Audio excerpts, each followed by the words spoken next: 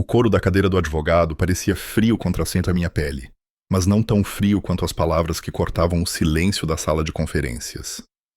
O testamento dos meus pais, um documento que dividia meticulosamente os bens de uma vida inteira, e no processo, partia o meu mundo em dois. Meu irmão Ricardo herdaria tudo: o negócio da família que eu ajudei a salvar, a casa onde cresci, até mesmo um fundo fiduciário que eu nem sabia que existia. Para mim, nada. Nem um real, nem uma lembrança, nem uma única palavra de explicação. Não houve um confronto dramático, nenhuma gritaria naquele escritório asséptico no centro da cidade. Apenas uma decisão silenciosa e cirúrgica, tomada na longa e silenciosa viagem de volta para o meu apartamento. Peguei o meu celular, com o coração batendo num ritmo surdo e constante de traição. Abri o aplicativo do meu banco, naveguei até os pagamentos mensais automáticos e encarei as duas transferências recorrentes.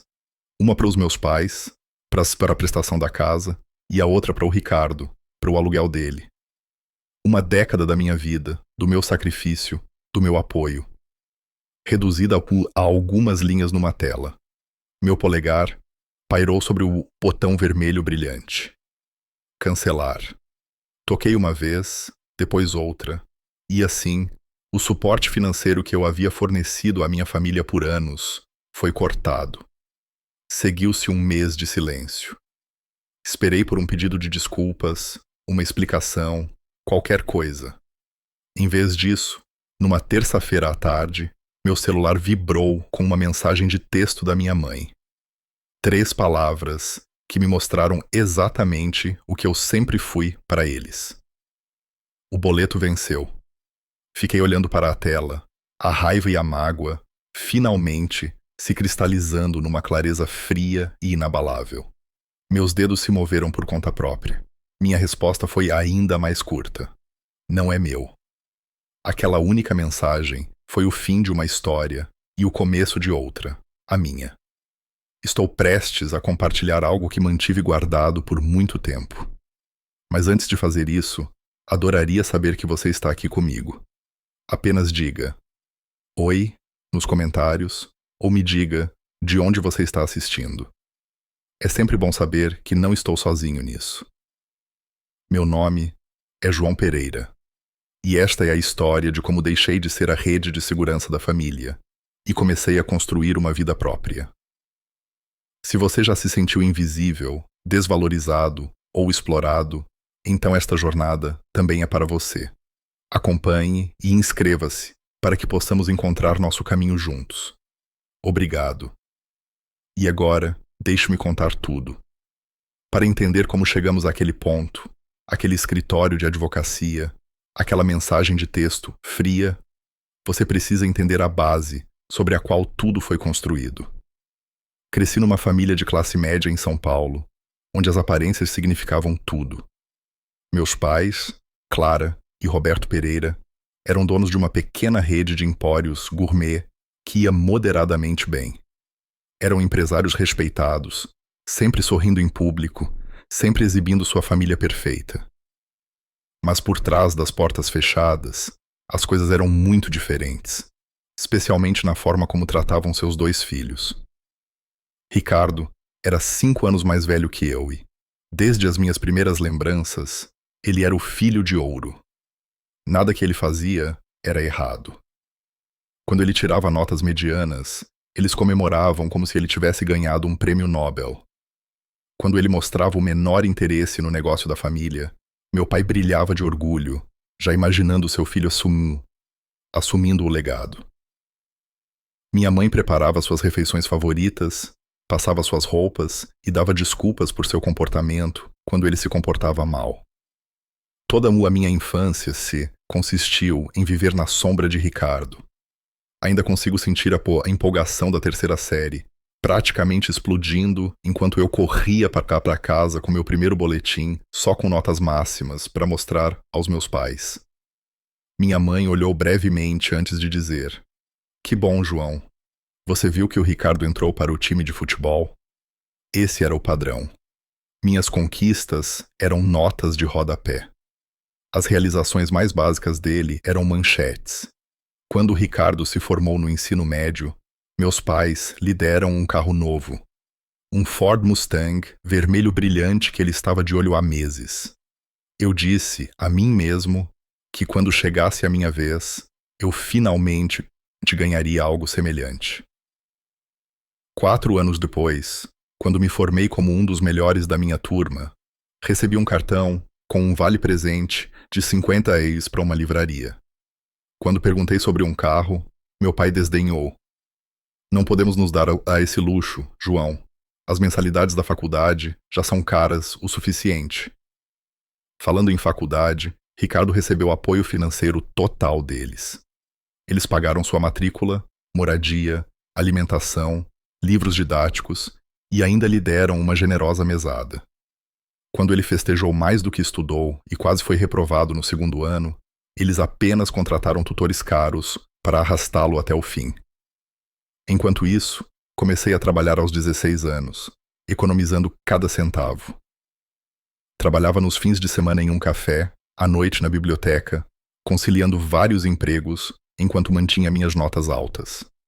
Candidatei-me a todas as bolsas de estudo que pude encontrar, sabendo que estava por minha conta. Quando finalmente mencionei a disparidade flagrante em como eles nos apoiavam, minha mãe simplesmente disse: "O Ricardo precisa de mais ajuda do que você. Você sempre foi tão independente e cheio de recursos." Não era um elogio, era uma justificativa. Meu relacionamento com Ricardo era igualmente complicado. À medida que envelhecíamos, sua atitude em relação a mim tornou-se cada vez mais condescendente. Ele criticava minha escolha de carreira, meus relacionamentos, minhas roupas, sempre com um ar de quem sabia mais. "Trabalhar em banco, João? Sério? Isso é tão chato", ele dizia, apesar de ter passado por 3 cursos universitários diferentes antes de se decidir por um que ele nunca usou. Ele se aproveitava constantemente da minha boa natureza, como da vez em que pegou meu carro emprestado por um fim de semana e o devolveu 3 semanas depois, com o tanque vazio e amassados misteriosos. Ou quando pediu para ficar no meu apartamento por alguns dias, que se transformaram em 2 meses dele comendo minha comida e nunca oferecendo um centavo para as contas. Apesar de tudo, continuei trabalhando para ganhar a aprovação deles. Formei-me com louvor em finanças, consegui uma excelente posição em uma empresa respeitada e comecei a subir na carreira. Pensei que talvez o sucesso financeiro finalmente os fizesse me enxergar. Eu comprava presentes atenciosos, ligava regularmente e comparecia a reuniões de família, onde as críticas sutis eram inevitáveis. Tentei até me conectar com Ricardo como adulto, convidando-o para eventos de networking e oferecendo conselhos de carreira, esperando que pudéssemos superar nossa dinâmica infantil. Mas o padrão estava gravado em pedra. Aos olhos dos meus pais, Ricardo não podia fazer nada de errado, e eu nunca conseguia fazer o suficiente. O ponto de ruptura deveria ter sido anos antes, em um jantar de família.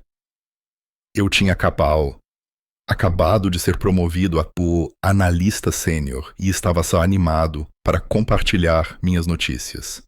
Meu pai acenou com a cabeça distraidamente.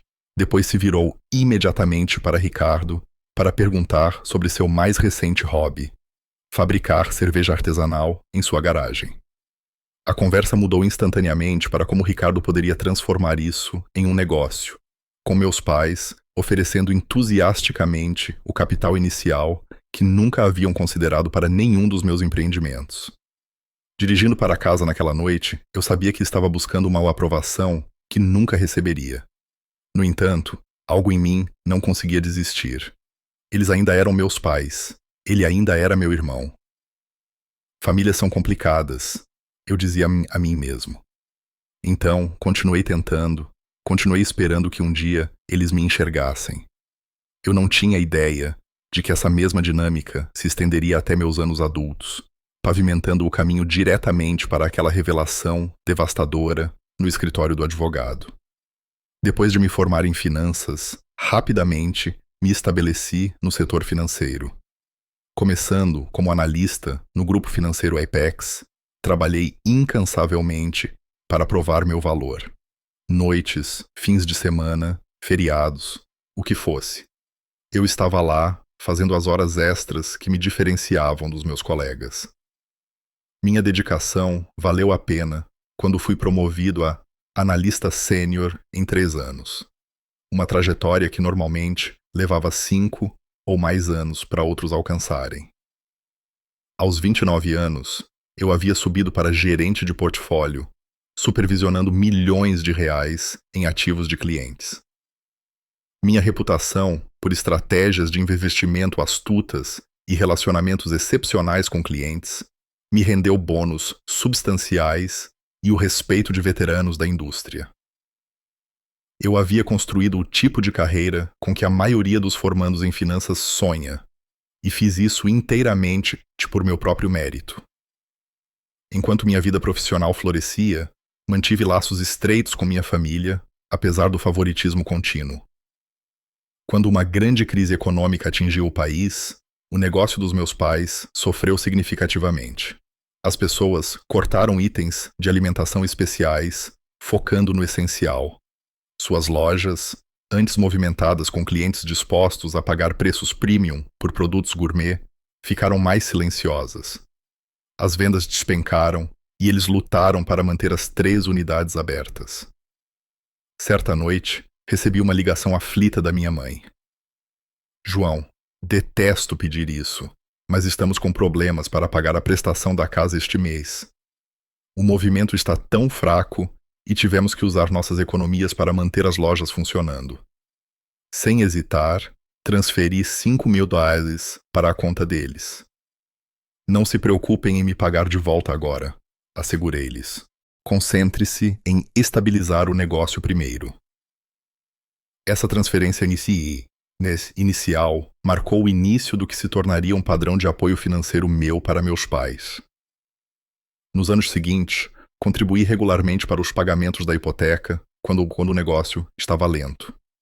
O que começou como ajuda ocasional, gradualmente se tornou uma transferência mensal esperada. Configurei pagamentos automáticos da minha conta para a deles no primeiro dia de cada mês, garantindo que a prestação nunca atrasasse. Além disso, paguei a dívida do cartão de crédito deles 2 vezes quando se tornou esmagadora, valores que totalizaram mais de $20.000. Durante o mesmo período, Ricardo enfrentou suas próprias dificuldades financeiras. Depois de deixar seu terceiro emprego, em 2 anos devido a conflitos de personalidade com a gerência, ele se viu incapaz de pagar o aluguel de seu apartamento. Mais uma vez, eu intervi, cobrindo seu aluguel por 4 meses, enquanto ele procurava a oportunidade certa. Aparentemente, essa oportunidade certa demorou bastante para ser encontrada, pois ele permaneceu desempregado por quase 1 ano, durante o qual continuei a fornecer assistência financeira. É apenas temporário, ele me assegurou. Assim que eu me reerguer, te pago de volta com juros. Esse pagamento nunca se materializou e, depois de um tempo, os empréstimos não foram mais mencionados. Tornou-se mais um item na crescente lista de injustiças que eu escolhi ignorar em nome da harmonia familiar. O período mais desafiador veio quando meus pais tiveram problemas de saúde com poucos meses de diferença. Meu pai sofreu um ataque cardíaco leve, seguido pelo diagnóstico de câncer de mama em estágio inicial da minha mãe. As contas médicas, mesmo com o plano de saúde, eram substanciais. Meus pais enfrentaram coparticipações, franquias e tratamentos não totalmente cobertos pelo plano. Sem reclamar, eu intervi mais uma vez. Paguei pelo melhor cardiologista para meu pai e garanti que minha mãe tivesse acesso aos melhores oncologistas para seu tratamento. Quando meu pai precisou de um medicamento especializado, não coberto pelo seguro, eu cobri o custo mensal de $2.000. Quando minha mãe precisou de cuidados pós-cirúrgicos, contratei uma enfermeira particular para ajudá-la em casa. Durante essas crises médicas, Ricardo fazia aparições ocasionais no hospital, trazendo flores ou tirando fotos de si mesmo para as redes sociais, parecendo preocupado ao lado do leito de nossos pais. Suas contribuições reais para o cuidado deles eram mínimas. Quando surgiam discussões sobre contas médicas, ele convenientemente precisava atender a uma ligação importante ou de repente se lembrava de um compromisso urgente. A certa altura, quando sugeri gentilmente de que ele poderia ajudar com algumas das despesas, ele pareceu genuinamente surpreso. "Mas você ganha muito mais dinheiro do que eu", ele respondeu. "Isso é muito mais fácil para você." O fato de ele ter postado recentemente fotos de suas férias de luxo no Caribe parecia irrelevante para ele. Meus pais, por sua vez, nunca pareceram notar ou reconhecer a disparidade em nossas contribuições. Eles me agradeciam pela minha ajuda, mas na mesma frase, se maravilhavam com o fato de Ricardo ter dirigido 2 horas peseiras para visitá-los ou ter trazido comida do restaurante favorito deles. O valor monetário e o sacrifício envolvidos em nossas respectivas contribuições nunca entraram na equação. Toda essa assistência financeira impactou minha própria vida significativamente. Eu estava economizando para a entrada de um apartamento no cobiçado bairro dos Jardins, em São Paulo. À medida que os fundos que eu havia destinado para minha futura casa eram redirecionados para despesas familiares, adiei meu cronograma para a compra da casa própria repetidamente. Em vez do espaçoso apartamento de um quarto, com vista para o Parque Ibirapuera, que eu estava de olho, permaneci em meu modesto apartamento alugado em uma área menos nobre. Também reduzi as despesas pessoais. A viagem à Europa, que eu planejava há anos, permaneceu apenas um item na minha lista de desejos. Reduzi minhas contribuições para a aposentadoria para liberar fluxo de caixa para emergências familiares. Roupas de grife, jantares finos e outros luxos que meu salário tecnicamente poderia pagar tornaram-se mimos ocasionais em vez de indulgências regulares. A tensão não era apenas financeira. A preocupação constante com a saúde e os negócios dos meus pais, combinada com a frustração de ver Ricardo contribuir tão pouco enquanto era tão elogiado, teve um custo emocional. Desenvolvi insônia, rangendo os dentes à noite enquanto me preocupava com as necessidades de todos, exceto as minhas. Meus poucos amigos próximos notaram as olheiras, a perda de peso, a maneira como meu sorriso não alcançava mais meus olhos. Você não pode continuar se incendiando para manter os outros aquecidos. Meu melhor amigo Bruno me avisou durante um de nossos cafés. Sua família está se aproveitando da sua generosidade e isso não é sustentável. Eu descartei suas preocupações com um aceno de mão praticado. Eles são família, eu disse, como se essa única palavra explicasse e justificasse tudo. Eles fariam o mesmo por mim, se eu precisasse. Olhando para trás agora, me pergunto se eu realmente acreditava nisso ou se estava simplesmente tentando me convencer. Apesar de todas as evidências em contrário, eu me apeguei à crença de que meus sacrifícios seriam eventualmente reconhecidos e retribuídos. Que meus pais, um dia, me olhariam com o mesmo orgulho que dirigiam a Ricardo. Que meu irmão amadureceria e se tornaria alguém que apreciava meu apoio e o retribuía. Levaria a revelação chocante no escritório do advogado para finalmente quebrar essas ilusões e me forçar a confrontar a dolorosa verdade sobre a dinâmica da minha família. Era uma manhã fresca de outono, quando recebi a ligação que mudaria tudo. Eu estava na minha mesa, revisando relatórios trimestrais de investimento, quando meu celular vibrou com um número local desconhecido. Normalmente, eu poderia ter deixado ir para a caixa postal, mas algo me compeliu a atender. "É o Sr. João Pereira?" A voz era profissional, comedida. "Sim, sou eu", respondi, já mudando mentalmente do modo de trabalho para o que quer que essa ligação pudesse exigir. "Bom dia, Sr. Pereira. Aqui é Arthur Vargas, Da Vargas Advocacia. Sou o advogado de seus pais. Eles atualizaram recentemente seus planos de testamento e patrimônio, e há alguns assuntos que eu gostaria de discutir com o senhor pessoalmente, se possível. Um calafrio de inquietação passou por mim. Está tudo bem? Meus pais estão bem? Sim, eles estão bem, ele me assegurou. Isso é apenas um procedimento padrão após mudanças significativas nos documentos de planejamento patrimonial. O senhor estaria disponível para vir ao nosso escritório esta semana? Marquei um horário para a tarde seguinte, remarcando várias reuniões com clientes para conseguir ir. Durante o resto do dia e na manhã seguinte, a curiosidade e a ansiedade lutaram dentro de mim. Por que meus pais atualizaram o testamento sem mencionar? Porque o advogado deles queria falar comigo diretamente. Eles finalmente decidiram me incluir no negócio da família de alguma forma oficial? Esse último pensamento acendeu uma pequena chama de esperança. Talvez, depois de todos esses anos provando meu valor no mundo financeiro, eles tivessem reconhecido que eu poderia trazer uma expertise valiosa para o negócio deles. Talvez eles estivessem finalmente me enxergando. Os escritórios da Vargas Advocacia ocupavam o 15º andar de um prédio de vidro e aço no centro de São Paulo.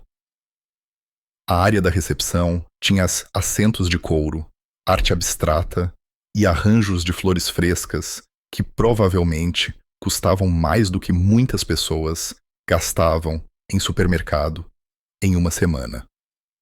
Exalava dinheiro antigo e discrição, exatamente o tipo de firma que meus pais escolheriam para cuidar de seus assuntos. Depois de me anunciar na recepção, esperei apenas alguns minutos antes que um homem alto, na casa dos 50 anos, se aproximasse com a mão estendida. Senhor Pereira, sou Arthur Vargas. Obrigado por vir com tão pouco aviso. Ele me conduziu por um corredor até uma sala de conferências, em vez de um escritório pessoal, o que me pareceu incomum, mas não alarmante.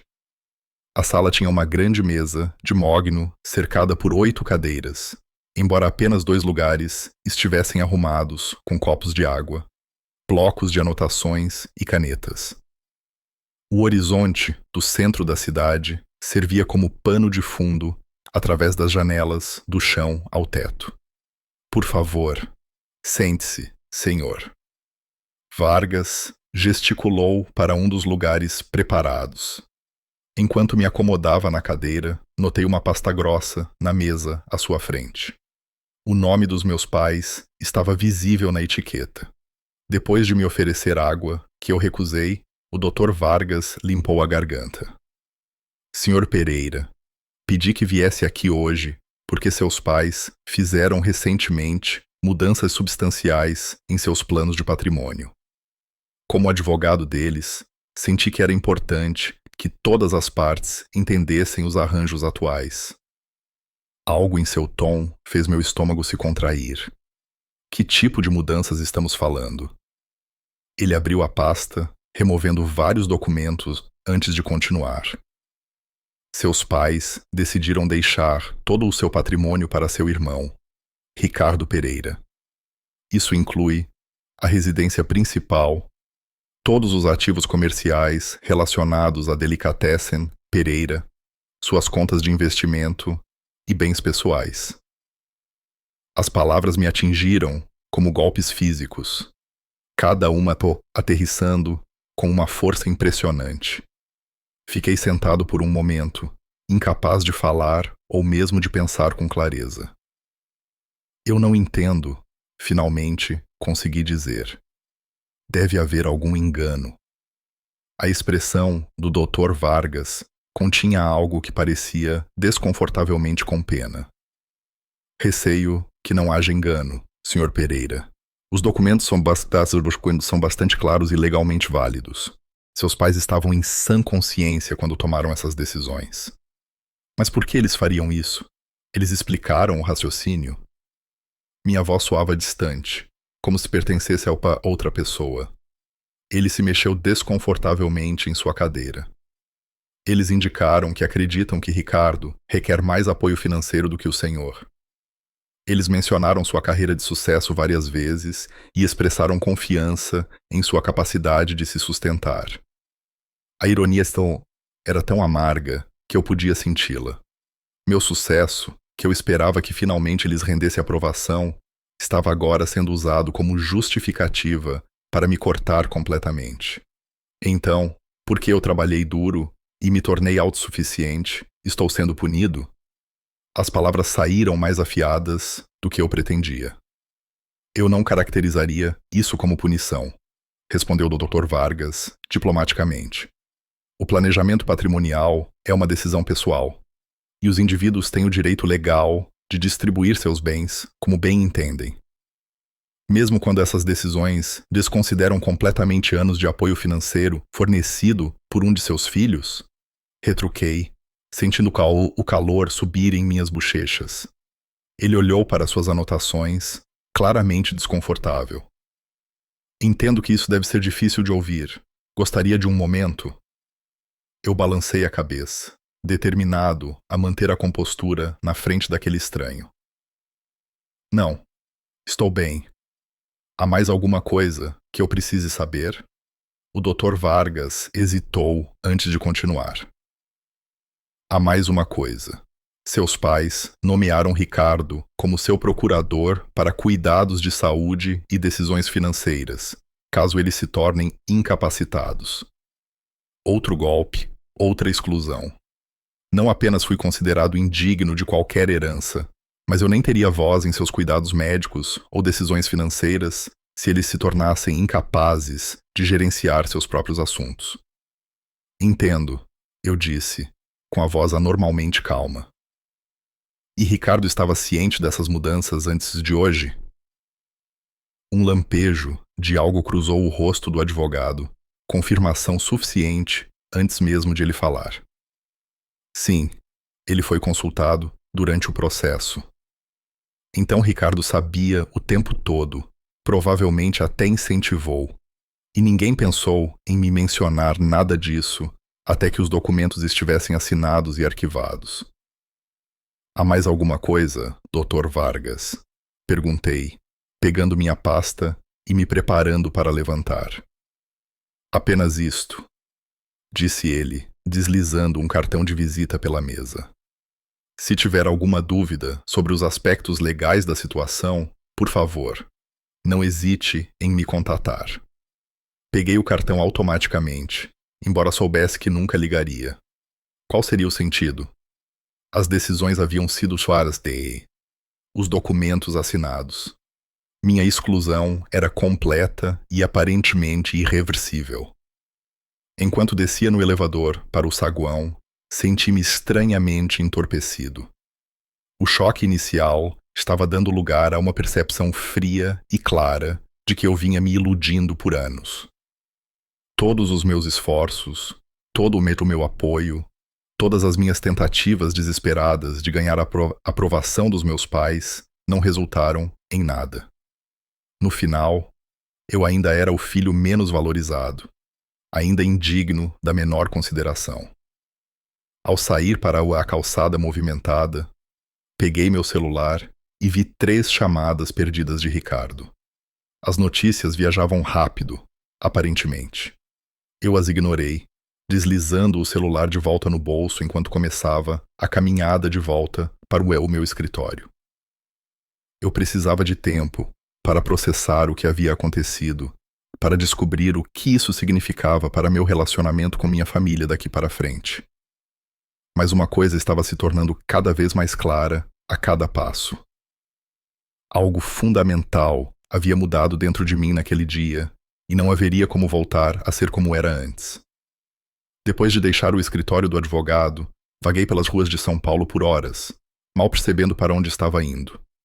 Meu celular continuava a vibrar com chamadas e mensagens de Ricardo, mas eu não conseguia responder. Ainda não. Eu precisava entender o que tinha acontecido, dar sentido a essa traição antes de confrontá-lo. Quando finalmente voltei ao meu apartamento naquela noite, encontrei Ricardo esperando do lado de fora da minha porta. Ele estava encostado na parede, mexendo no celular, parecendo completamente despreocupado com os eventos do dia.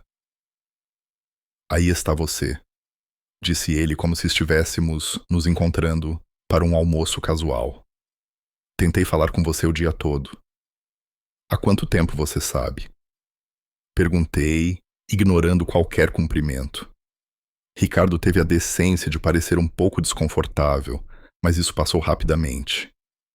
Sobre o testamento, há alguns meses, mamãe e papai queriam minha opinião sobre alguns detalhes. E você não achou que eu merecia saber? Destranquei minha porta, debatendo se deveria deixá-lo entrar ou não. No final, afastei-me, decidindo que era melhor ter essa conversa em particular do que no corredor. Achei que eles te contariam quando estivessem prontos. Ele deu de ombros, seguindo-me para dentro. Ou que o advogado contaria, o que ele obviamente fez. Coloquei minha pasta no chão e me virei para encará-lo. Por que, Ricardo? Por que tudo para você e nada para mim? Ele se jogou no meu sofá, acomodando-se como se fosse o dono do lugar. A maneira casual como ele abriu os braços no encosto do sofá, com as pernas abertas à sua frente, apenas alimentou minha raiva crescente. Olha, João, simplesmente faz sentido. Você tem essa carreira chique, ganhando 6 dígitos. Você sempre foi o independente, certo? Sempre tão orgulhoso de fazer tudo sozinho. Seu tom era paternalista, como se estivesse explicando algo óbvio para uma criança. Eu ainda estou tentando me encontrar. O negócio precisa de alguém que esteja totalmente comprometido, não de alguém que já está estabelecido em outro lugar. Então meu sucesso está sendo usado contra mim, enquanto sua incapacidade de manter um emprego está sendo recompensada? Eu não consegui esconder a incredulidade da minha voz. A expressão de Ricardo endureceu. Essa é uma maneira bem desagradável de ver as coisas. Mamãe e papai apenas reconhecem que você não precisa da ajuda deles. Você sempre deixou isso bem claro, não é? Sempre se exibindo com suas promoções e bônus. Me exibindo? Eu estava tentando deixá-los orgulhosos. As palavras explodiram de mim com uma força inesperada. Bem, agora você tem a chance de provar o quão autossuficiente você realmente é, disse ele com um sorriso de escárnio. Não é isso que você sempre quis provar? Que não precisa de ninguém. Eu o encarei, de repente vendo com clareza perfeita a narrativa que ele havia construído, a maneira como provavelmente a apresentou aos nossos pais. Na versão dele, eu não era o filho solidário que ajudou a manter a família à tona durante tempos difíceis. Eu era o filho frio e focado na carreira, que valorizava a independência acima dos laços familiares, que ostentava seu sucesso para fazer os outros se sentirem inadequados. Você sabe que isso não é verdade, eu disse em voz baixa. Você sabe o quanto eu ajudei a mamãe e o papai financeiramente ao longo dos anos. Algo piscou em seu rosto. Culpa, talvez, mas foi rapidamente substituída por uma atitude defensiva. Eles precisavam de ajuda imediata e você podia fornecer. Isso é diferente de planejamento de longo prazo. Você os incentivou a me cortar completamente? Perguntei, precisando saber o quão ativo seu papel tinha sido. Ricardo se levantou, de repente menos confortável com a conversa. Eu não te cortei de nada. Eles tomaram suas próprias decisões. Depois de consultar você, insisti. Eles pediram minha opinião e eu a dei. Ele admitiu. O negócio precisa de consistência, alguém que estará totalmente comprometido. Você fez sua escolha de seguir sua carreira em outro lugar. A audácia de seu raciocínio me deixou momentaneamente sem palavras. Minha escolha de seguir uma carreira foi necessária pelo fato de que meus pais haviam investido tudo em Ricardo e nada em mim. E agora, essa mesma carreira estava sendo usada como justificativa para continuar o padrão. Acho que você deveria ir embora, eu disse, caminhando em direção à porta. Ricardo pegou sua jaqueta, balançando a cabeça como se estivesse desapontado com minha reação. Você sempre leva tudo para o lado pessoal, João. Isso é apenas planejamento patrimonial prático. não uma declaração sobre quem mamãe e papai amam mais. Eu quase ri da mentira transparente. Saia, Ricardo. Depois que ele saiu, sentei-me no sofá, encarando assim a parede, tentando processar as camadas de traição. As palavras de Ricardo ecoavam em minha cabeça, sua displicência casual, com anos de sacrifício, sua suposição arrogante de que tudo deveria naturalmente vir para ele. No dia seguinte, dirigi até a casa dos meus pais, determinado a ouvir o lado deles da história. Talvez tivesse havido algum mal-entendido, alguma explicação que daria sentido à decisão deles. Uma pequena parte esperançosa de mim ainda queria acreditar que eles tinham razões válidas, que não estavam simplesmente me descartando depois de tudo que eu tinha feito. Ambos estavam em casa quando cheguei. Meu pai lendo o jornal em sua poltrona, minha mãe preparando o almoço na cozinha.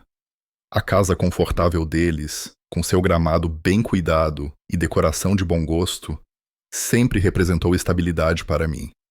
Agora, parecia território estrangeiro. João, que surpresa agradável, disse minha mãe quando entrei, enxugando as mãos em um pano de prato. Não estávamos esperando você hoje. Eu falei com o Dr. Vargas ontem. Eu disse, sem preâmbulos, sobre as mudanças no testamento de vocês. A atmosfera na sala mudou instantaneamente. Meu pai baixou o jornal, trocando um olhar com minha mãe. Nós íamos discutir isso com você, disse ele, embora seu tom sugerisse que tal discussão nunca havia sido planejada. Quando? Depois que tudo estivesse finalizado? Ah, espere. Já está. Minha mãe suspirou, vindo para a sala de estar. Sente-se, João. Não há necessidade de ser dramático com isso. Dramático? Vocês me excluíram completamente do testamento, consultaram o Ricardo sobre isso e nem me deram a cortesia de uma conversa. E eu estou sendo dramático por querer uma explicação? Você é um profissional de sucesso, João, disse meu pai, como se isso explicasse tudo. Ricardo precisa do nosso apoio mais do que você. Eu venho apoiando esta família há anos, contestei. Quem vocês acham que tem pago metade da sua prestação da casa, cobrindo suas contas médicas, ajudando vocês a manter o negócio funcionando em tempos difíceis?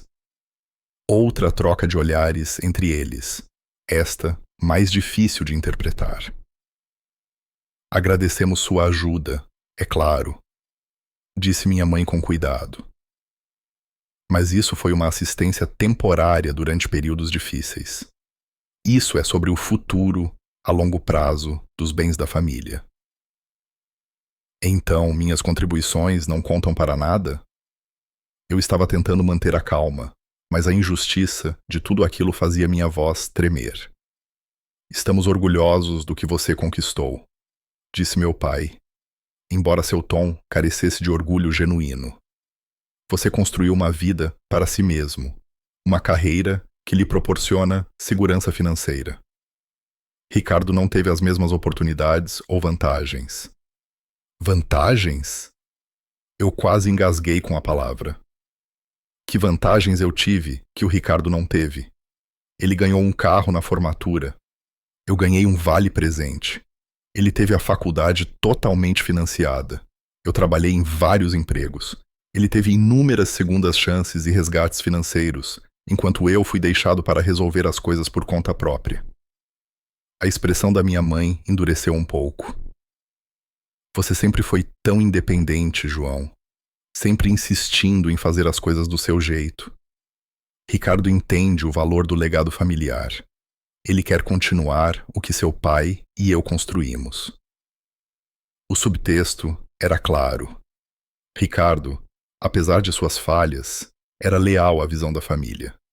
Eu, apesar de minhas contribuições, era um estranho que havia escolhido um caminho diferente. E vocês ainda esperam que eu continue a apoiá-los financeiramente? Perguntei, lembrando das transferências automáticas configuradas da minha conta para a deles. Eles tiveram a decência de parecer um pouco desconfortáveis com isso, mas meu pai se recuperou rapidamente. Assumimos que você gostaria de ajudar sua família, independentemente de questões de herança. É isso que a família faz. A hipocrisia era impressionante. A família ajuda a família, exceto quando se tratava de reconhecer minhas contribuições ou me incluir em seus planos futuros. Quando eu estava saindo, ainda abalado pela conversa, notei um armário de arquivos no escritório de casa deles que estava ligeiramente entreaberto. Algo me compeliu a olhar para dentro, e o que encontrei me deixou gelado. Havia uma pasta documentando meticulosamente cada contribuição financeira que eu havia feito ao longo dos anos, cada transferência, cada conta paga. Ao lado dela, havia outra pasta contendo documentos de investimento, mostrando como eles haviam usado algumas das minhas contribuições, não apenas para despesas, mas para financiar novas oportunidades de negócios para Ricardo. Oportunidades que haviam falhado repetidamente. Fotografei vários desses documentos com meu celular, mal acreditando no que estava vendo. Eles vinham usando sistematicamente meu apoio financeiro para investir no futuro de Ricardo, enquanto me excluíam deliberadamente de seu próprio planejamento patrimonial. Não era apenas favoritismo, era exploração calculada. Dirigindo para casa, o peso total da traição me atingiu em ondas. Anos de memórias voltaram, recontextualizadas por esse novo entendimento. As vezes em que pulei férias para ajudá-los a pagar a folha de pagamento. As contribuições para a aposentadoria que reduzi para cobrir suas despesas médicas, a casa que eu ainda não havia comprado, porque grande parte das minhas economias foram para manter a casa deles, o negócio deles, a vida deles à tona. E tudo isso enquanto eles planejavam me deixar sem nada, consultando Ricardo pelas minhas costas, posicionando-o para herdar os próprios bens que eu ajudei a preservar. A raiva que subiu em mim, então, era diferente de tudo que eu já havia experimentado. Uma fúria incandescente que queimou os últimos resquícios da minha necessidade de aprovação deles. Quando cheguei ao meu apartamento, uma nova clareza havia surgido da fúria. Eu vinha operando sob uma ilusão, acreditando que meus sacrifícios seriam eventualmente reconhecidos, que meus pais, finalmente, me veriam como igual a Ricardo, que meu irmão amadureceria e se tornaria alguém digno das vantagens que lhe foram dadas. Nada disso jamais aconteceria. A única pessoa com quem eu podia contar, a única pessoa que realmente valorizaria meu valor, era eu mesmo. Era hora de agir de acordo. Na manhã seguinte à descoberta da verdade sobre a manipulação financeira dos meus pais, acordei com uma sensação incomum de calma. O choque e a raiva iniciais haviam se cristalizado em algo mais duro, mais resoluto. Avisei no trabalho que estava doente pela primeira vez em 3 anos, sabendo que precisava daquele dia para retomar o controle da minha vida. Minha primeira ligação foi para a doutora Isabela Rossi, uma advogada respeitada, especializada em direito de família e questões patrimoniais. Eu a conheci em um evento de caridade no ano anterior e me lembrei de ter ficado impressionado com sua maneira direta. Ela concordou em me ver naquela tarde. O escritório de Isabela era menor e menos ostensivo que o do Dr. Vargas, mas tinha uma energia que imediatamente me deixou à vontade. Estantes de livros forravam as paredes, cheias de volumes jurídicos e fotos de família. A própria Isabela, uma mulher de olhos penetrantes na casa dos 50 anos, com cabelos pretos com mechas prateadas, ouviu sem interrupção enquanto eu explicava minha situação. Quando terminei, ela se recostou na cadeira, ponderando. Legalmente falando, seus pais estão no direito deles de distribuir seu patrimônio como bem entenderem, a menos que haja evidência de coação ou incapacidade mental. Imaginei que sim, eu disse, meu coração afundando, apesar de já esperar essa resposta. No entanto, ela continuou. As transferências automáticas de suas contas para as deles estão inteiramente sob seu controle, assim como quaisquer futuras contribuições financeiras que você possa escolher fazer ou reter. Então, não há nada que eu possa fazer sobre o testamento em si. Isabela balançou a cabeça. Você poderia contestá-lo depois que eles falecerem, mas tais contestações raramente têm sucesso, a menos que haja evidências claras de influência indevida ou capacidade diminuída. Pelo que você descreveu, isso soa como favoritismo, que, embora injusto, não é ilegal. O que você faria se estivesse no meu lugar? Perguntei. Ela me olhou pensativamente. Não posso lhe dizer qual decisão tomar sobre seu relacionamento com sua família. Isso é profundamente pessoal. Mas eu o aconselharia a se proteger financeiramente daqui para frente. Sua generosidade foi explorada. Você não tem obrigação de continuar permitindo esse padrão. Saí do escritório de Isabela com clareza sobre minha posição legal, se não ainda sobre quais ações tomar. Minha próxima parada foi para ver David Chen, o consultor financeiro que me ajudou a navegar meus investimentos desde que recebi meu primeiro bônus significativo. A reação de David à minha história foi menos comedida que a de Isabela. Eles fizeram o quê? Ele exclamou, quase derramando seu café. Depois de tudo que você fez. Eu apreciei sua indignação em meu nome. Validou meus próprios sentimentos de uma forma que minha família nunca fez. Preciso entender exatamente quais compromissos financeiros eu tenho com eles, expliquei. Do que posso legal e eticamente me desvincular. David abriu minhas contas em seu computador. Vamos ver com o que estamos lidando. Na hora seguinte, catalogamos todas as conexões financeiras entre mim e minha família. As transferências mensais para a conta dos meus pais, que ajudavam a cobrir a prestação da casa, as contribuições anuais para o fundo de IPTU, o cartão de crédito, no qual eu os adicionei como usuários autorizados para emergências, os pagamentos automáticos a vários provedores médicos para os medicamentos do coração do meu pai e os tratamentos de acompanhamento do câncer da minha mãe. O valor total que eu havia contribuído apenas nos últimos 5 anos era impressionante. Por 278 mil dólares. Ver isso quantificado me fez sentir fisicamente mal. Isso não era ajuda ocasional durante tempos difíceis. Era um suporte sistemático que lhes permitiu manter seu estilo de vida enquanto continuavam a favorecer Ricardo em seu planejamento de longo prazo. E seus próprios objetivos financeiros? Perguntou David, gentilmente. O apartamento que você queria comprar? Seu planejamento de aposentadoria? Eu vinha contribuindo com o mínimo para meu plano de previdência privada, em vez do máximo por anos, desviando a diferença para despesas familiares.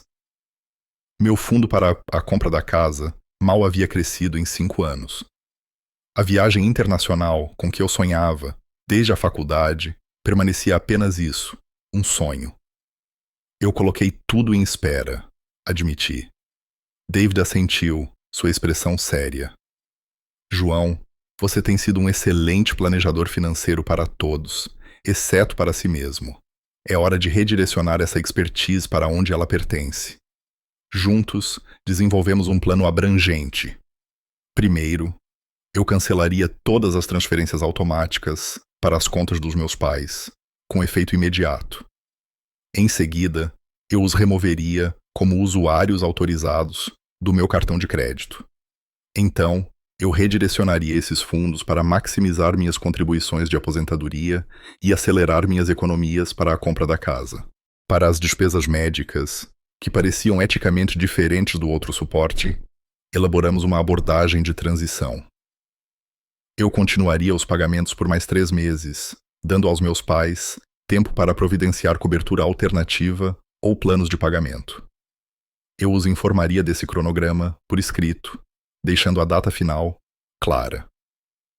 Quanto a Ricardo, qualquer assistência financeira a ele cessaria completamente, com efeito imediato. Chega de empréstimos de emergência. Chega de cobrir seu aluguel durante o desemprego temporário. Chega de tirá-lo de suas próprias decisões ruins. O plano era prático, ético e protegia meus interesses, ao mesmo tempo em que permitia uma transição compassiva em relação às necessidades médicas. Era, nas palavras de David, autocuidado financeiro, não egoísmo. Armado com este plano, voltei para casa e abri meu laptop. Era hora de implementar essas mudanças. Entrei na minha conta bancária e naveguei até a seção de transferências automáticas. Lá estavam eles, os pagamentos mensais que vinham drenando meus recursos por anos.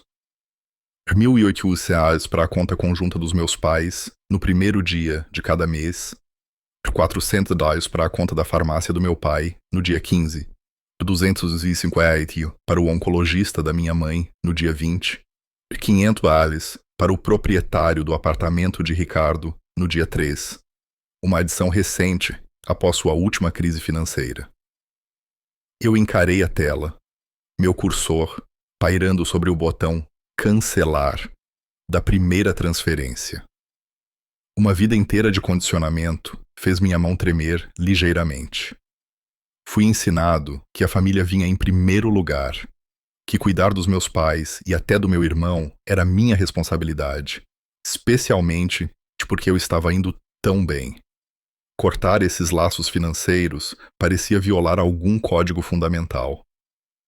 Então me lembrei das pastas no escritório dos meus pais, da maneira calculada como eles documentaram minhas contribuições enquanto simultaneamente planejavam me excluir de seu legado. Os anos de tomar meu apoio como garantido enquanto elevavam os esforços mínimos de Ricardo. A exploração disfarçada de obrigação familiar. Cliquei em cancelar na primeira transferência, depois na seguinte e na seguinte. Para os pagamentos médicos, programei para terminarem após 3 meses, como planejado. Para todo o resto, a rescisão foi imediata. Em seguida, liguei para a administradora do meu cartão de crédito e removi meus pais como usuários autorizados. Mudei as senhas de todas as minhas contas financeiras, bem como do meu e-mail e contas de telefone. Atualizei minha agenda de contatos. As informações dos meus pais e de Ricardo foram movidas para uma nova categoria rotulada Contato Limitado. Enquanto eu trabalhava em cada passo da separação financeira, senti uma mistura complexa de emoções. Culpa, certamente, condicionada por anos, colocando as necessidades deles em primeiro lugar. Ansiedade sobre como eles reagiriam, mas também, cada vez mais, uma sensação de correção, de reivindicar o que era meu, de finalmente estabelecer os limites que deveriam ter existido o tempo todo. Quando tudo estava feito, sentei-me na minha sala de estar enquanto a noite caía, observando as luzes da cidade se acenderem no horizonte. Pela primeira vez em anos, permiti-me imaginar um futuro moldado inteiramente por meus próprios desejos e necessidades. Uma casa de minha própria escolha. Viagens a lugares que eu ansiava por ver. Relacionamentos baseados em respeito mútuo em vez de obrigação e exploração. Não seria fácil. Décadas de dinâmica familiar não poderiam ser desfeitas em uma única tarde. Haveria confrontos, acusações, tentativas de me puxar de volta para os velhos padrões. Mas algo havia mudado, irrevogavelmente, dentro de mim. O filho que buscava desesperadamente aprovação, que sacrificou sua própria segurança pela harmonia familiar, que aceitou menos na esperança de um dia receber mais, essa pessoa se foi. Em seu lugar estava um homem que entendia seu próprio valor, que reconhecia a exploração pelo que era e que estava finalmente pronto para se colocar em primeiro lugar. O que quer que viesse a seguir, eu enfrentaria em meus próprios termos. Na primeira semana, após cancelar as transferências, não ouvi nada da minha família. O silêncio era ao mesmo tempo um alívio inquietante, como a calmaria antes da tempestade. Usei o tempo de forma produtiva, visitando apartamentos em bairros que antes considerava fora de alcance. Com minhas finanças recém-reivindicadas, opções que eu havia riscado relutantemente da minha lista tornaram-se possibilidades viáveis.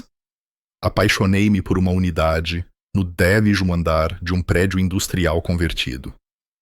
Tinha paredes de tijolos aparentes, teto de 4 metros de altura e janelas que banhavam o espaço em luz natural. A vista dava para um pequeno parque em vez do horizonte mais chamativo da cidade, mas descobri que preferia observar as mudanças sazonais nas árvores ao brilho dos arranha-céus distantes.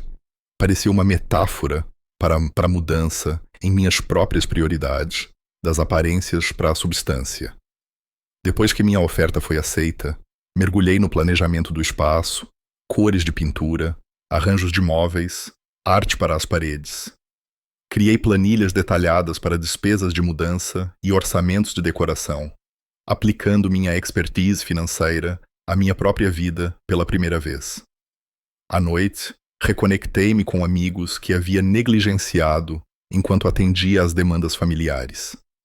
Bruno, que me alertava há anos sobre o tratamento da minha família, foi particularmente solidário, ajudando-me a fazer compras para meu novo lugar e oferecendo um ouvido compreensivo quando as dúvidas surgiam. "Você parece diferente", ele comentou durante um brunch em um domingo, cerca de 3 semanas após minha decisão.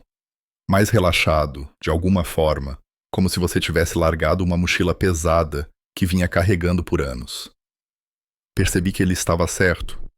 A ansiedade constante de fundo, esperando pela próxima crise familiar, pela próxima demanda financeira, havia desaparecido. Eu estava dormindo melhor, comendo melhor, até mesmo andando mais ereto. As manifestações físicas do estresse com as quais eu vivi por tanto tempo estavam desaparecendo gradualmente. Foi exatamente 1 mês após eu ter cancelado as transferências que meu celular se iluminou com uma mensagem de texto da minha mãe. Apenas 3 palavras. O boleto venceu. Fiquei olhando para a mensagem, sentindo a familiar atração da obrigação surgir, seguida por uma onda de ressentimento. Nenhuma pergunta sobre como eu estava, nenhum reconhecimento de que as transferências haviam parado, apenas uma demanda implícita, disfarçada de uma declaração de fato. Naquele momento, entendi completamente o quão unilateral nosso relacionamento havia se tornado. Eu era valorizado, não por quem eu era, mas pelo que eu podia fornecer. Meu valor para eles era medido em reais e centavos, contas pagas e problemas resolvidos. A revelação foi ao mesmo tempo dolorosa e libertadora. Meus polegares pairaram sobre a tela enquanto eu considerava como responder. No passado, eu teria imediatamente providenciado a transferência, talvez com uma mensagem de desculpas por ter esquecido. Eu poderia até ter adicionado um valor extra para compensar o atraso, desesperado para manter a paz, para ser o bom filho. Mas esse era o antigo João. O novo respirou fundo e digitou 2 palavras simples: "Não é meu."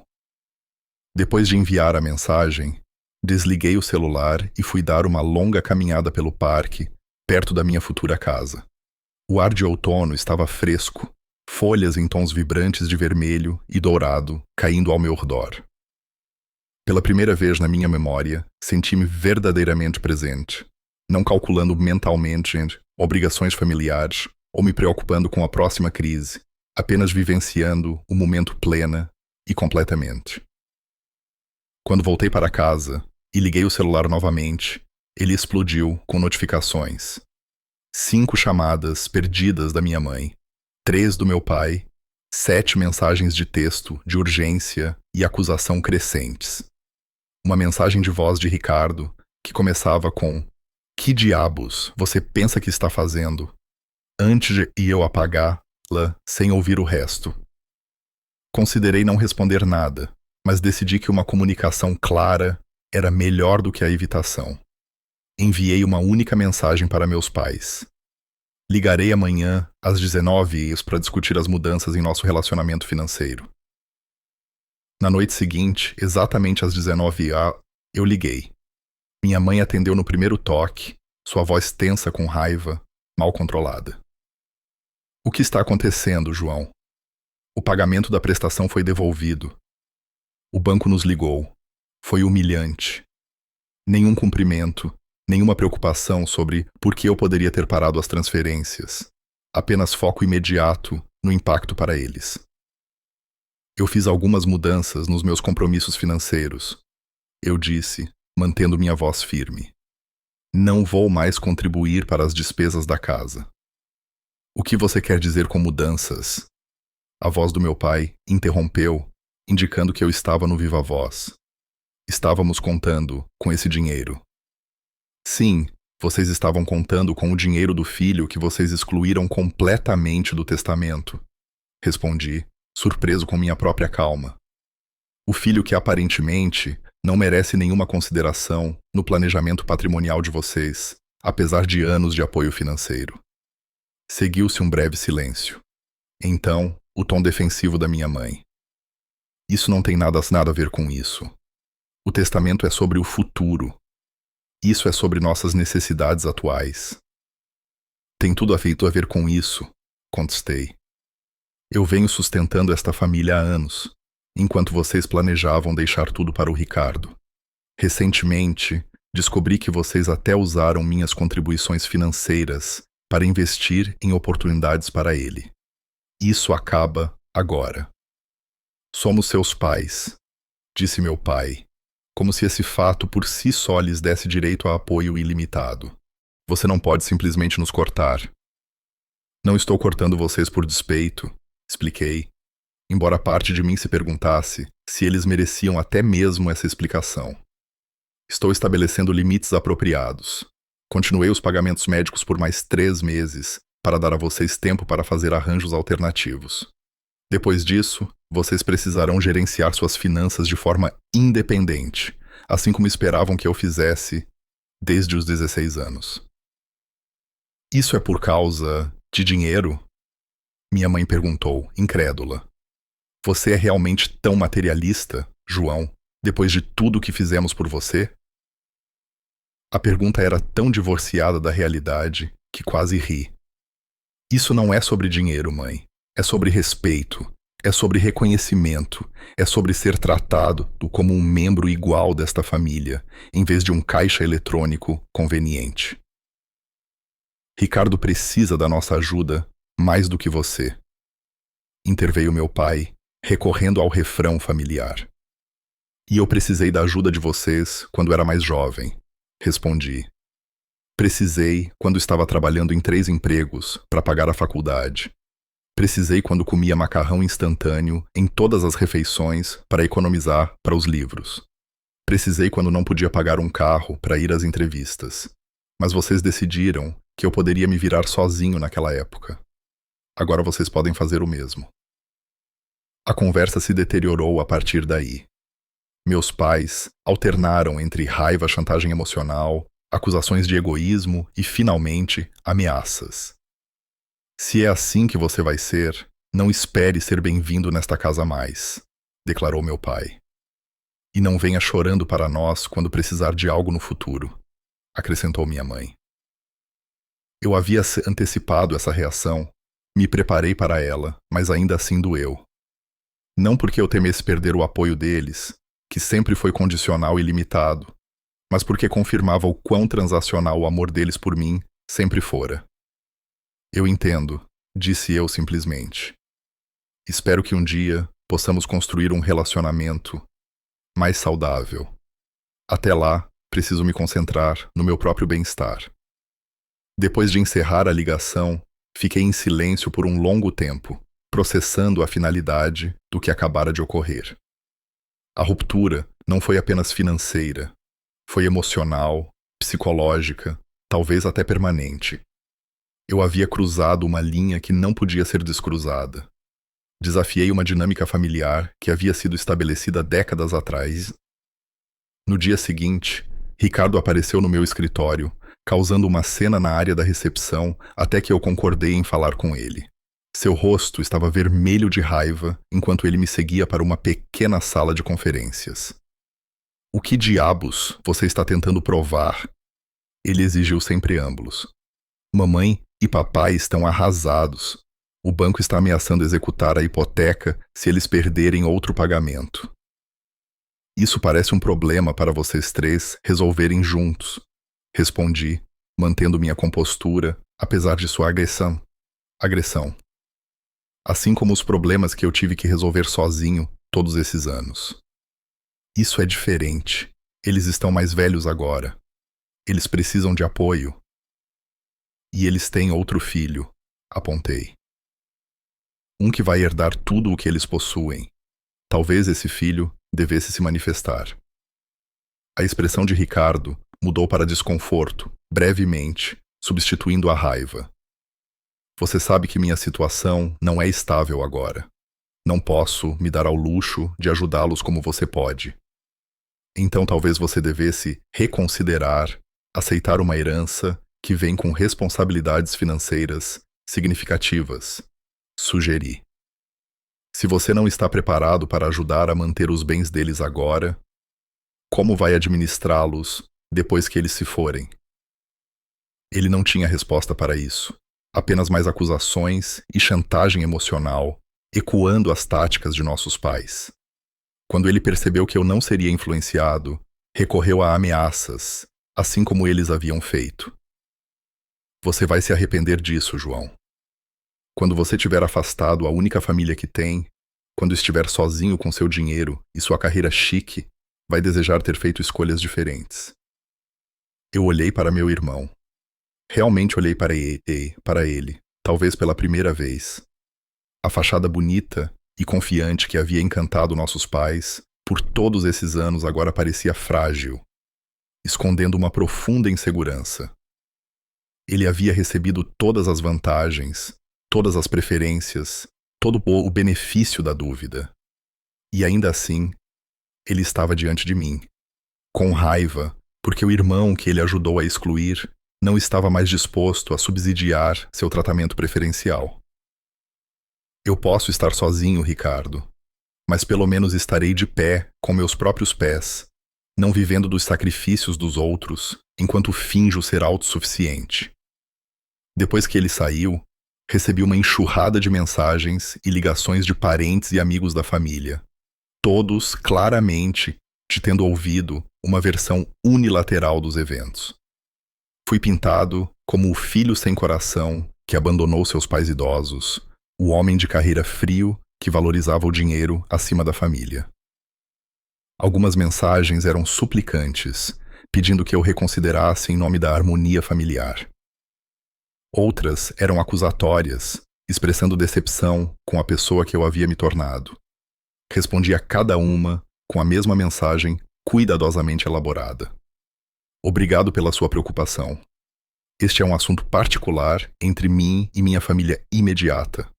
Tomei decisões necessárias para o meu bem-estar após anos apoiando minha família financeiramente enquanto era sistematicamente excluído do planejamento familiar de longo prazo. Espero que você possa respeitar que existem múltiplas perspectivas para esta situação. Alguns responderam com compreensão, outros com mais críticas. Alguns simplesmente pararam de se comunicar. Reconheci que estava sendo testado, que essas eram as consequências de me defender em um sistema familiar que nunca valorizou minha autonomia ou igualdade. Apesar de tudo, mantive-me firme em minha decisão, lembrando-me diariamente que limites saudáveis não eram egoísmo, que independência financeira não era abandono, que esperar respeito recíproco não era irracional. A velha culpa ainda surgia ocasionalmente, mas com frequência e poder decrescentes. Certa noite, cerca de 6 semanas após o confronto inicial, meus pais chegaram sem avisar ao meu apartamento. Pareciam cansados, mais velhos de alguma forma, como se as últimas semanas os tivessem envelhecido visivelmente. Meu primeiro instinto foi preocupação, seguido imediatamente por cansaço. Convidei-os a entrar, mas permaneci de pé, relutante em me acomodar no que poderia se tornar uma longa manipulação emocional. Queremos conversar sobre o que aconteceu. Minha mãe começou, sua voz mais suave do que durante nosso telefonema. Sentimos que houve mal-entendidos de ambos os lados. Estou ouvindo, eu disse, sem concordar nem discordar de sua caracterização. O que se seguiu não foi o pedido de desculpas ou o reconhecimento que eu poderia ter esperado uma vez, mas uma tentativa mais sutil de restabelecer a antiga dinâmica. Eles reconheceram que talvez tivessem tomado minha ajuda como garantida, mas rapidamente mudaram para o quão difíceis as coisas se tornaram sem meu apoio. Mencionaram ter que reduzir seu estilo de vida, o constrangimento de pedir empréstimos a amigos, atenção em sua saúde. Não estamos ficando mais jovens, João, disse meu pai. É realmente assim que você quer que as coisas fiquem entre nós? Respirei fundo, organizando meus pensamentos antes de responder.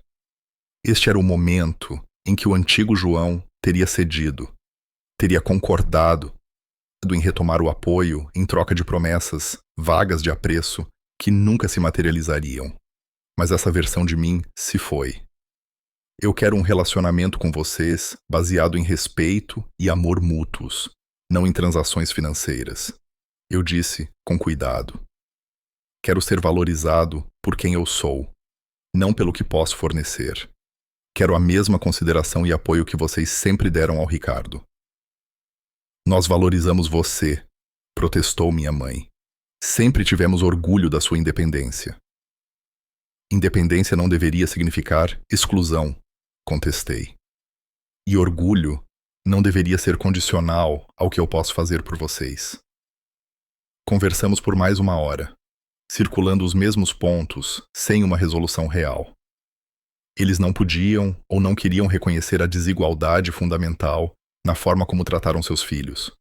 Nem podiam aceitar que meu apoio financeiro não estava mais disponível sem mudanças significativas na dinâmica de nosso relacionamento. No final, eles saíram com a situação não resolvida, o futuro de nosso relacionamento incerto. Ao fechar a porta atrás deles, senti uma profunda mistura de tristeza e alívio. Tristeza pelos pais que eu desejei a vida toda, mas nunca tive de verdade. Alívio por estar finalmente livre do ciclo de dar sem receber, de amar sem ser totalmente amado em troca. O que quer que acontecesse a seguir, eu sabia que tinha feito o que era necessário, não apenas para meu bem-estar financeiro, mas também para minha saúde emocional e psicológica. A estrada à frente poderia ser solitária às vezes, mas era minha para trilhar, em meus próprios termos. Os primeiros meses após estabelecer limites com minha família foram os mais difíceis. Apesar de saber que havia tomado a decisão certa, havia noites em que eu ficava acordado repassando conversas em minha mente, questionando se havia sido muito duro, muito absoluto em minha posição. Velhos hábitos de culpa e autocrítica surgiam regularmente, especialmente durante feriados e aniversários de família, que agora eu passava sozinho ou com amigos, em vez de parentes. A raiva que senti inicialmente proporcionou ao Cecil uma certa clareza e força, mas à medida que diminuía gradualmente, emoções mais complicadas tomaram seu lugar. Luto pelos relacionamentos familiares que eu sempre quis, mas nunca tive de verdade. Confusão sobre minha identidade fora do papel de provedor e pacificador da família. Medo de que talvez Ricardo estivesse certo, que eu acabaria sozinho, com nada além de minha carreira e conta bancária como companhia. Reconhecendo que precisava de ajuda para processar esses sentimentos, comecei a ver a doutora Evelyn Rios, uma terapeuta especializada em dinâmica familiar e estabelecimento de limites. Nossas sessões semanais se tornaram uma âncora, um espaço seguro para examinar os padrões que moldaram minha vida e desenvolver maneiras mais saudáveis de me relacionar comigo mesmo e com os outros.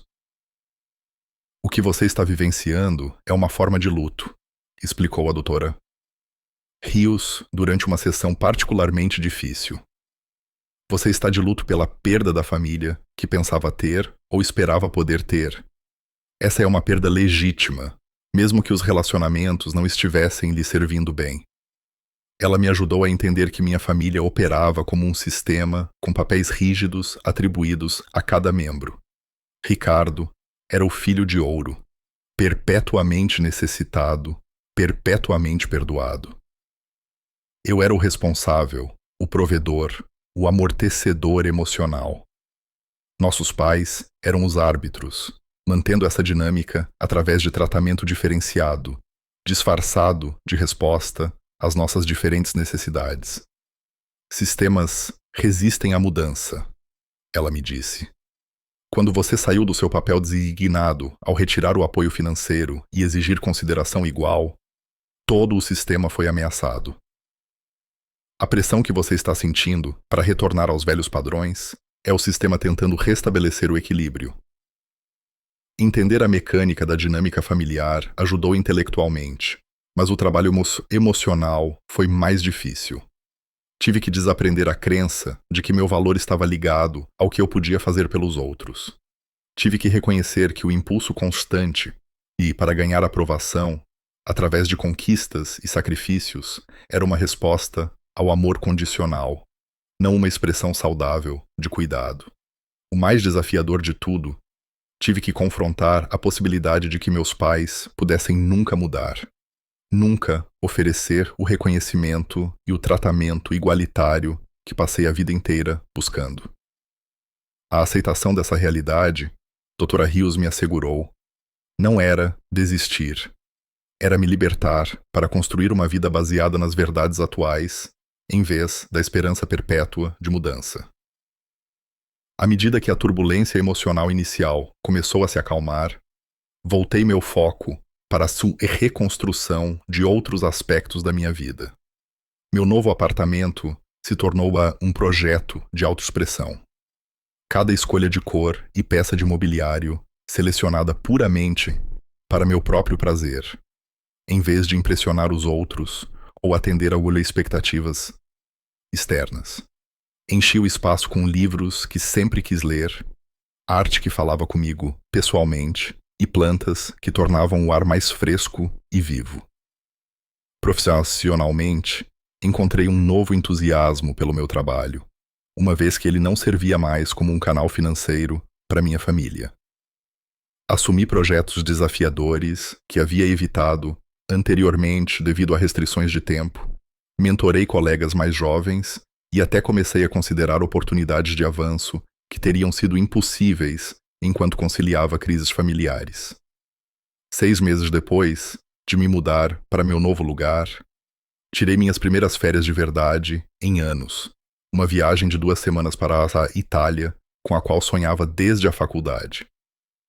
Caminhando sozinho pelas colinas da Toscana, observando os barcos de pesca, no porto, sentado em cafés tranquilos em Florença, com apenas meus pensamentos e um diário como companhia, comecei a redescobrir partes de mim que haviam sido submersas pelas obrigações familiares. Percebi que gostava da solidão, algo que raramente experimentara com as constantes demandas sobre minha atenção e recursos. Encontrei prazer em pequenos luxos pessoais, um café perfeitamente preparado, um livro lido ininterruptamente, de capa a capa, uma soneca à tarde, sem alarme, para me acordar. Mais importante, descobri que podia estar contente em minha própria companhia. Que o medo de acabar sozinho, que havia sido usado como uma ameaça, era na verdade uma promessa. De pá, a distância da minha família também me permitiu construir relacionamentos mais profundos e autênticos com outras pessoas. Sem correr constantemente para resolver emergências familiares ou gerenciar a dinâmica familiar, eu tinha tempo e energia emocional para amizades baseadas em cuidado mútuo, em vez de obrigação. Bruno e eu nos tornamos ainda mais próximos, nossa amizade evoluindo de brunches ocasionais para partes regulares da vida um do outro. Reconectei-me com amigos da faculdade, dos quais havia me afastado, descobrindo que muitos deles haviam enfrentado desafios familiares semelhantes. Até comecei a namorar novamente, com cautela, abordando relacionamentos românticos com uma nova consciência de padrões saudáveis versus não saudáveis. Meu senso de autoestima aprimorado me tornou menos propenso a aceitar tratamento ruim ou dinâmicas unilaterais, mais capaz de comunicar minhas necessidades claramente e mais disposto a me afastar de conexões que não serviam ao meu bem-estar. Quanto à minha família, a situação evoluiu de maneiras que eu não poderia ter previsto. Após vários meses de silêncio após nosso último confronto, Ricardo me procurou com uma mensagem inesperada. O negócio da família estava com dificuldades sem meu apoio financeiro, e ele foi forçado a assumir um papel mais ativo em sua gestão. Pela primeira vez na vida, ele estava trabalhando em horários regulares, lidando com realidades práticas como folha de pagamento e estoque, enfrentando consequências por prazos perdidos e decisões ruins. Eu nunca percebi o quanto você fazia nos bastidores, ele admitiu durante um encontro para um café, um tanto hesitante. Ou o quão mal a mamãe e o papai estavam antes de você intervir. Não foi um pedido de desculpas, exatamente, mas foi um reconhecimento, o primeiro que recebi de qualquer membro da família, de que minhas contribuições foram significativas e não reconhecidas. O próprio Ricardo parecia diferente, menos arrogante, mais pé no chão. A necessidade financeira o forçou a uma maturidade que o tratamento preferencial havia adiado por muito tempo. Nossos pais demoraram mais para se adaptar. Eles fizeram várias tentativas de restabelecer os velhos padrões, alternando entre chantagem emocional e raiva. Quando isso falhou, e a transição dos pagamentos médicos que eu havia arranjado terminou conforme programado, eles foram forçados a confrontar sua realidade financeira sem meu apoio. Eles acabaram vendendo sua grande casa e se mudando para um apartamento menor que se adequava melhor aos seus recursos reais.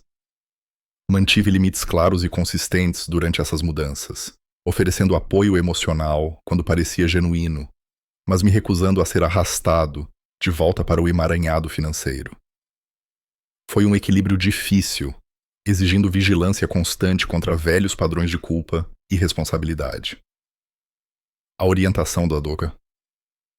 Rios foi inestimável durante esse período, ajudando-me a distinguir entre cuidado familiar saudável e codependência doentia. Cerca de 1 ano após o confronto inicial no escritório do advogado, meus pais pediram para nos encontrarmos para jantar. Foi uma noite cautelosa, um tanto formal, mas diferente de nossas interações anteriores. Havia um respeito hesitante em sua maneira, um reconhecimento, talvez, de que eu não era mais o filho que podia ser manipulado por obrigação ou culpa. Andamos pensando muito, disse meu pai quando terminamos a refeição. Sobre o testamento, sobre como lidamos com as coisas com você e o Ricardo. Nós não vimos como parecia da sua perspectiva, acrescentou minha mãe. Nós só pensamos, já que você estava indo tão bem. Eu esperei, sem aceitar a desculpa implícita, nem rejeitar o ramo de oliveira que ela representava. Nós falamos com o Dr. Vargas. Meu pai continuou. Estamos revisando nossos planos de patrimônio para serem mais, equitativos. Foi um pequeno passo, e talvez motivado mais pela necessidade prática do que pelo reconhecimento genuíno da injustiça passada. Mas foi um passo, no entanto, um reconhecimento de que o antigo sistema familiar estava mudando, ainda que gradualmente. Eu não respondi com gratidão imediata ou perdão. Essas emoções viriam em seu próprio tempo, se viessem.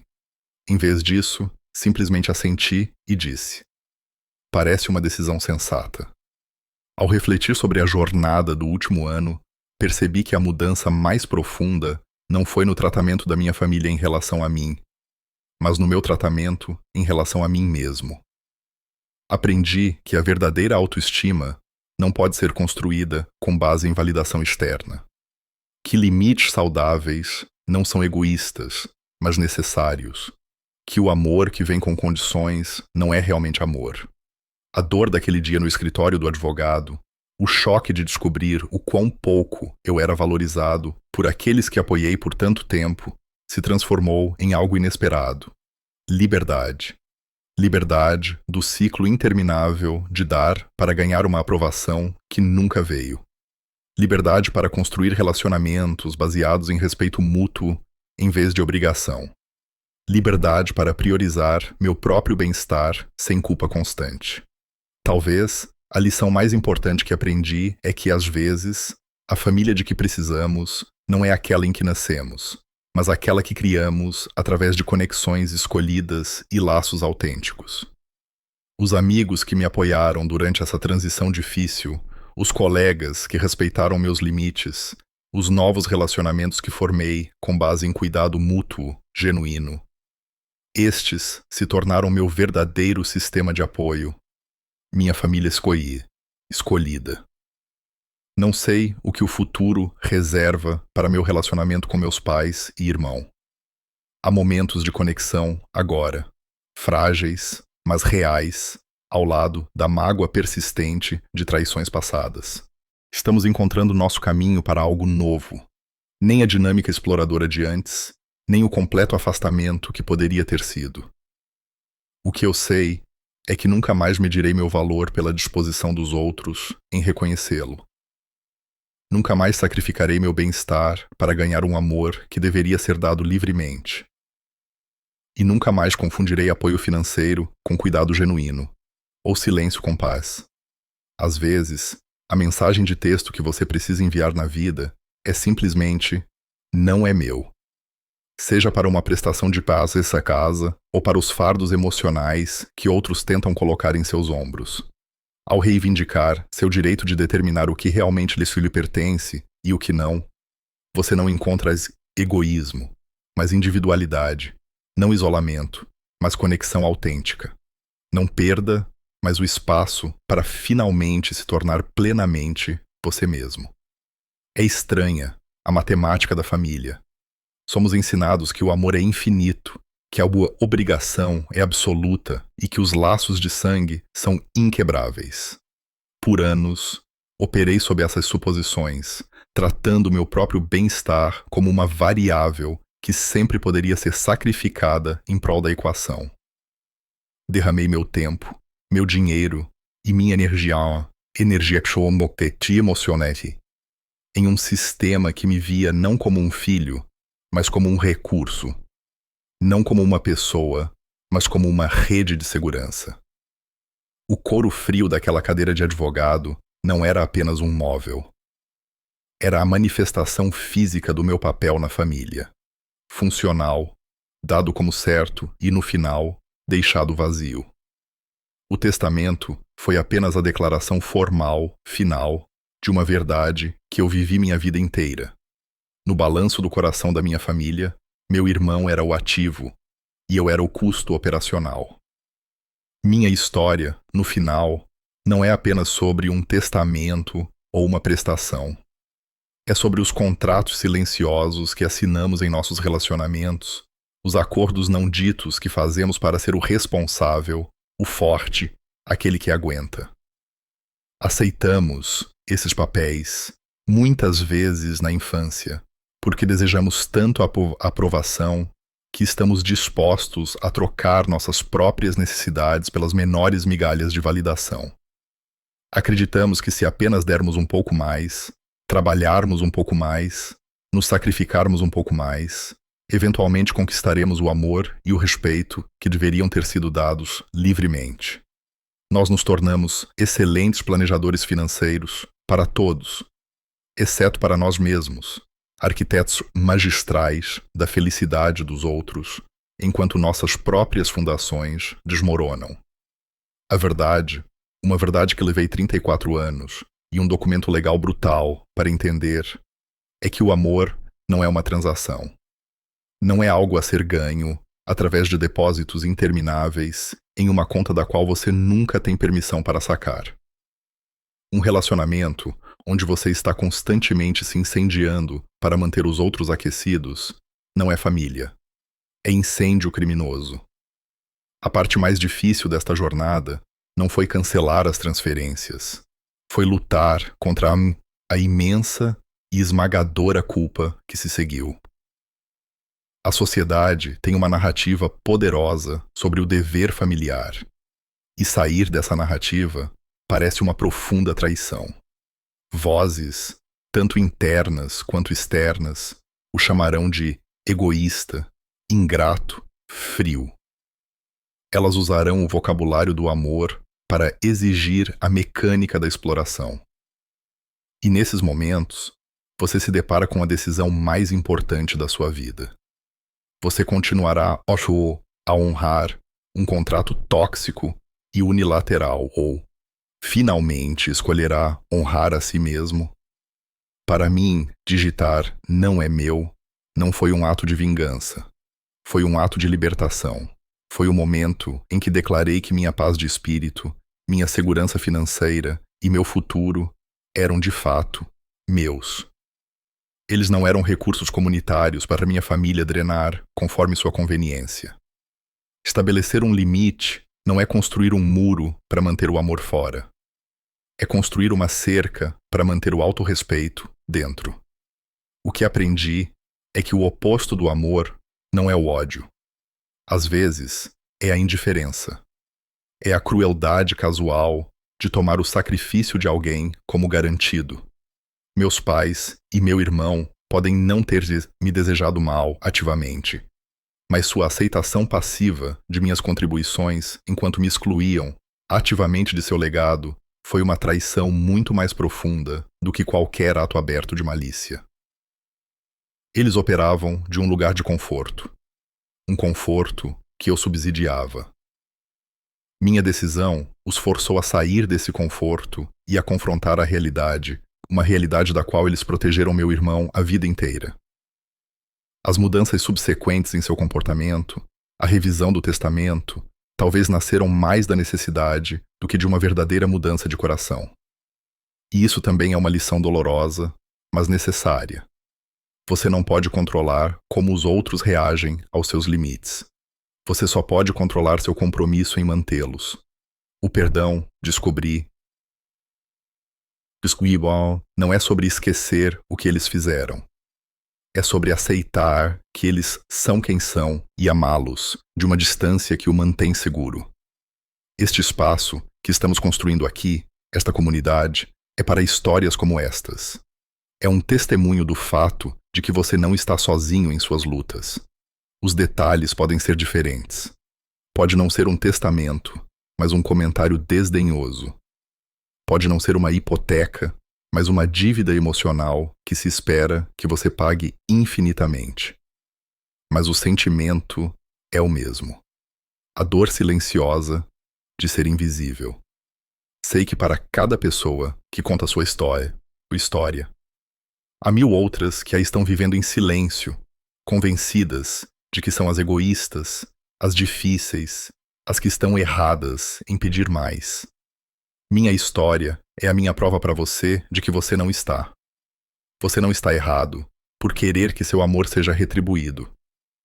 Você não está errado por querer que seus sacrifícios sejam reconhecidos. Você não está errado por querer um lugar à mesa em sua própria família. E então, quero pedir algo a vocês nos comentários abaixo. Não quero apenas que compartilhem uma história. Quero que compartilhem um momento de reconhecimento.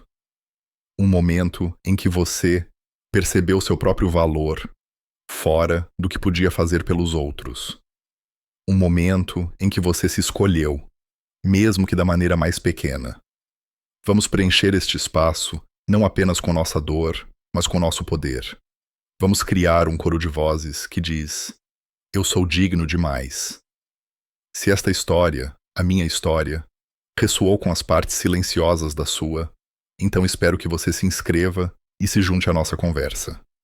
Isso é mais do que um canal. É um lugar para ser visto. Compartilhe esta história com alguém que possa estar travando sua própria batalha silenciosa. Alguém que precise ser lembrado de que, às vezes, a coisa mais corajosa que você pode fazer é cuidar de suas próprias feridas. No final, a maior herança que recebi não foi dos meus pais, mas das cinzas daquela vida antiga. Foi a herança de mim mesmo. A liberdade de construir uma vida baseada no respeito mútuo, a clareza para reconhecer a diferença entre dar e sacrificar, e a força para saber que meu valor não é determinado pela aprovação de ninguém, mas pela minha própria. A jornada pode ser solitária às vezes, mas é o caminho para essa conexão autêntica, não com aqueles que o drenam, mas com uma família escolhida que o valoriza. E começa com a profunda, aterrorizante e finalmente libertadora percepção de que você é suficiente por si só. Pô,